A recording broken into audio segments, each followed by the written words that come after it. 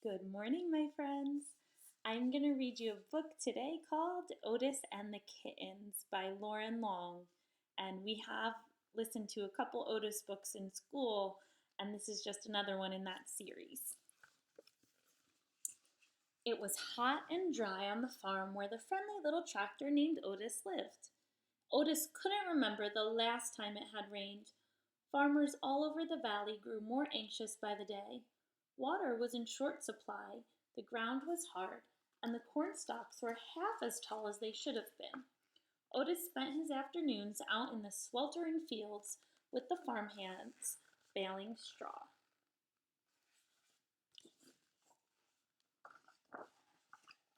Once the load was full, with a put and a chuff, Otis would pull the wagon into the old barn down by the bend at Mud Creek. The farm hands would use a pulley to lift each bale up into the loft, where it would be stored for the long winter to come. When the sun had gone over the hill and work was done, Otis was ready to sit in the shade and rest. But not Otis's friend the bull.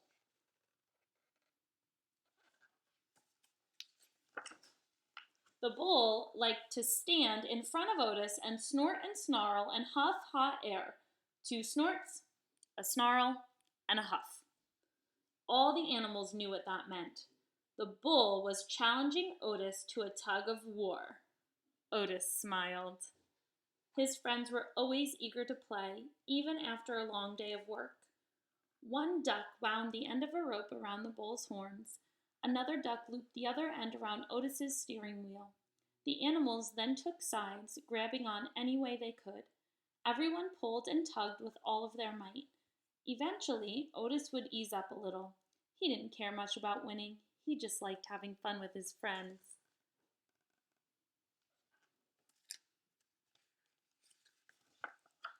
One afternoon, when everyone was up under the shade of the apple tree, Otis spotted something moving down in the field. It looked to be an orange tabby cat. Where did she come from? Otis wondered. He watched as she ran toward the old barn, and there he saw something that caused his engine to sputter. A whirl of smoke.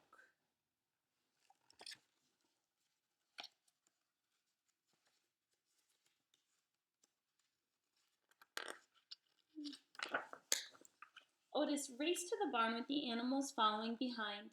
They discovered flames coming from the loft inside the old barn. A fire!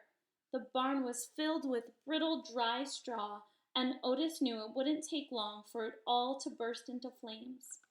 Just then, the tabby cat appeared in the barn window. With a put, puff, puttity chuff, Otis rushed into the burning barn. Inside, the flames were growing and smoke was forming a dark cloud. The cat was pacing back and forth high above on a rafter. Otis chuffed for her to jump down, but the cat wouldn't budge. Instead, she stared down at Otis and belted out the loudest meow Otis had ever heard. What was she trying to tell him?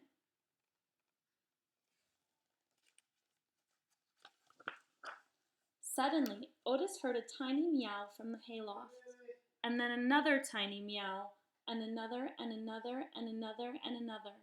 At once, 5 furry little heads popped up and stared down at him. Kittens! As flames blazed overhead, Otis stood on hind wheels and stretched to the edge of the loft. To a chorus of tiny meows, one by one, the kittens hopped down. The farm animals cheered as Otis emerged from the burning barn with kittens all over him. But as soon as Mama Cat counted their little heads, she meowed frantically back at the barn.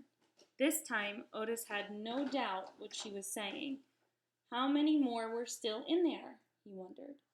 By then, the top of the barn was engulfed in flames, sending large plumes of smoke into the sky. Otis was afraid, but he gunned his engine, screeched his tires, and dashed back into the burning barn. Inside, the heat was growing worse and it was hard to breathe. Otis revved his engine, and one last little head popped up, trembling from fear. Otis puffed a gentle chuff, and the kitten climbed down on top of him, hopped to his seat, leapt to the floor, and scampered out of the barn to safety.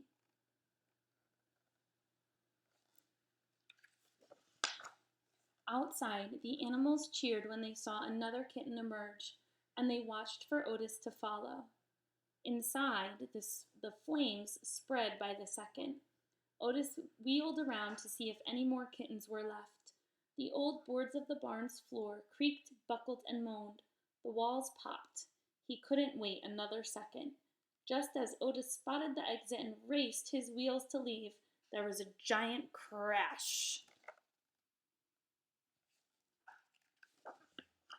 The floor collapsed and Otis plunged to the darkness below. Outside, the animals held their breath, waiting for their friend to emerge.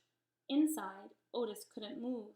He had fallen into the cluttered lower level of the old barn, and he was covered in dust, debris, and broken planks.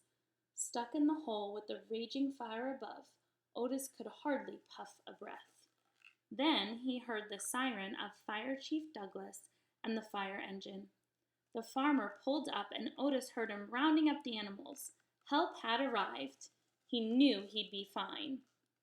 Until he heard Fire Chief Douglas holler,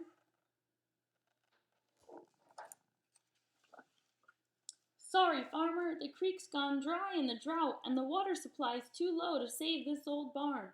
As long as everyone's safe, we'll have to let her burn." Underneath the pile of broken boards and dust, Otis couldn't see a thing or move a gasket, and his heart sank deep in his engine. I bet his friends are going to save him. The animals had grown wild with fear. The farmer counted them one by one. They were all safe and sound. He couldn't figure out why they were acting so crazy. Suddenly, the little calf bolted for the barn door. Her friends followed right behind. Inside the fiery barn, they spotted Otis stuck down in the hole, covered in boards and dust. His engine was barely running. How could they ever get him out?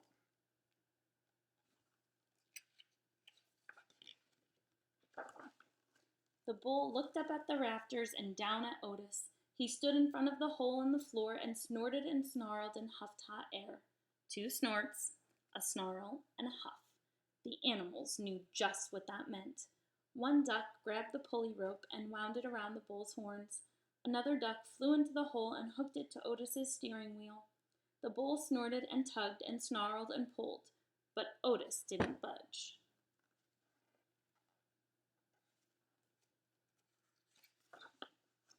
The horse and the cow grabbed the rope behind the bull, and together they snorted and tugged and neighed and mooed and pulled, and Otis teetered ever so slightly.